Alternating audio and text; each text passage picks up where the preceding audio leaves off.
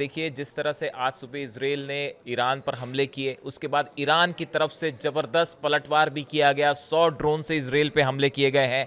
इसके बाद इस वक्त जो बड़ी खबर आ रही है वो ये कि ईरान ने इजराइल के खिलाफ जंग का ऐलान कर दिया है। देखिए ये बहुत बड़ी खबर है। मिडिल ईस्ट में जिसकी आशंका थी अल्टीमेटली वही हुआ है। ईरान ने एक ऐलान जंग कर दिया है इजराइल के खिलाफ। और इस वक्त जो बड़ी खबरें निकल के आ रही हैं वो ये, ईरान ने अमेरिका के साथ इस रविवार को, इस संडे को जो न्यूक्लियर टॉक का छठा दौर होने वाला था उसे कैंसिल कर दिया है। ईरान ने कहा है अब हम अमेरिका से किसी तरह की कोई बात नहीं करेंगे।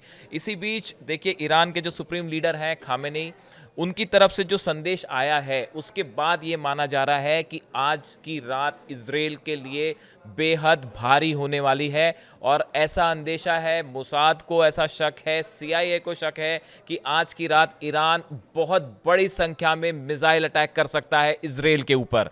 ऐसी संभावना जो है, ऐसी आशंका इजराइल की तरफ से भी जताई गई है और इसकी तैयारी में इजराइल जुट गया है। देखिए सबसे पहले हम आपको बताते हैं कि खामेनी जो सुप्रीम लीडर हैं ईरान के, उनकी तरफ से क्या कहा गया है। उन्होंने कहा है ईरान पर हमले की इजराइल को कड़ी सजा भुगतनी पड़ेगी।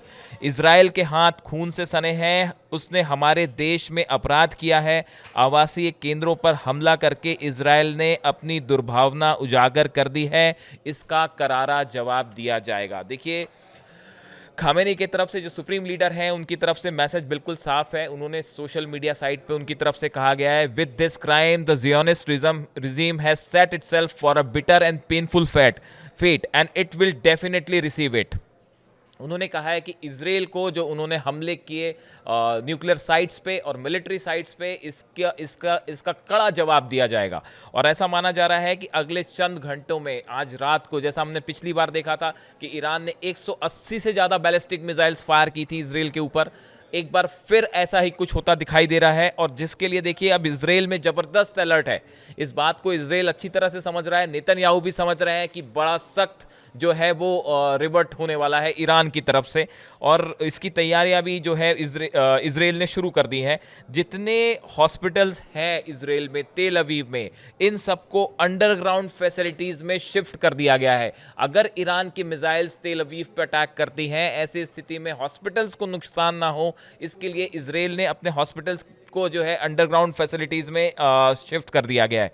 इसके अलावा लोगों को यह हिदायत दी गई है कि आप अपने घरों में रहें, बंकर्स के आसपास रहें। अलार्म्स अगर बजते हैं, इजराइल में मोबाइल पे भी अलर्ट मैसेजेस आते हैं, अलार्म बजते हैं तो तुरंत आप बंकर्स की तरफ मूव कर जाइए। इसके अलावा देखिए बेन गुरियन जो इजराइल का एयरपोर्ट है, तेल अवीव का एयरपोर्ट है, यहाँ से सारे पैसेंजर विमान जो है, एयरक्राफ्ट जो है वो हटा लिए गए हैं। इस वक्त की बड़ी खबर, इजराइल में टोटल जितने फ्लाइट्स हैं, इंटरनेशनल फ्लाइट्स, उन सबको इजराइल से बाहर भेज दिया गया है। कोई भी फ्लाइट जो है बेन गुरियन एयरपोर्ट पर इस समय मौजूद नहीं है। ये इस बात की आशंका के चलते कि ईरान जो है वो बेन गुरियन एयरपोर्ट पे निशाना साध सकता है, बैलिस्टिक मिसाइल से अटैक हो सकता है। इसके अलावा जो बड़ा डेवलपमेंट है एक कि देखिए आज सुबह जिस तरह से अटैक हुए ईरान में, 4 न्यूक्लियर फैसिलिटीज़ पे अटैक हुआ है अलग अलग।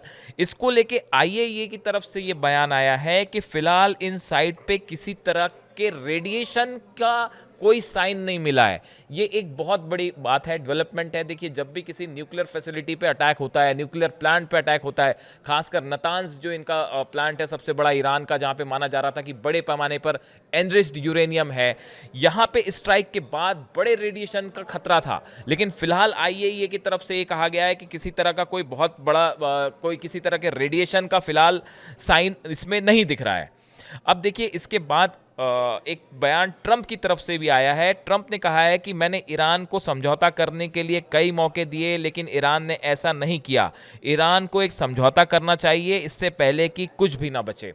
जिस तरह से ईरान और अमेरिका के बीच बातचीत चल रही थी, अमेरिका ईरान पर न्यूक्लियर डील के लिए दबाव बना रहा था कि यूरेनियम एनरिचमेंट का अधिकार पूरा तरह से ईरान छोड़ दे, लेकिन ईरान इसके लिए तैयार नहीं था। ईरान की तरफ से मैसेज साफ था कि यूरेनियम एनरिचमेंट करना हमारा अधिकार है और हम इसे किसी सूरत में नहीं छोड़ेंगे।